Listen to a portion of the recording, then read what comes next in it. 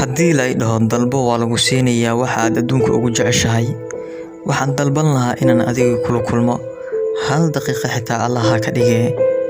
maxaa yeelay la joogaaga wuxuu yahay farxadeyda. markaad garabkayga taagan tahay ama aad ila joogto waxaan dareemaa farxad aad iyo aad u weyn. markaad iga fog tahay oo aad iga maqan tahayna waxaan dareemaa murugo iyo cidlo. magaalkan waxaan u maleeyaa inuu yahay mid mugdi ah. joogistaada waa farxadeyda. dadku jacaylku waa ay sameeyaan, balse aniga midkii galay oo i helay waa mid aad iyo aad u xanuun badan. waqti walba waxaan jeclahay inaan wejigaaga arko. haddaan arki waayo xitaa waxaan jeclahay inaan codkaaga maqlo. maxaa yeelay intaasoo dhan waxaa ku dhisan farxadeyda iyo niyadeeda. waxaan jeclahay inaan garabkaaga istaago. waxaan jeclahay inaan kuu muujiyo jacaylka aan kuu qabo. waan ogahay adiga waxaad tahay qof aad iyo aad u qalbi fiican oo aad iyo aad u wanaagsan. maxaa yeelay waxaan ka dareemay astaamahaaga oo aadkii aad u soo jiidashada badan. anigu waxaan ahay qof si dhab ah kuu jeclaaday oo aan garabkaaga ka dhiiraanaynin.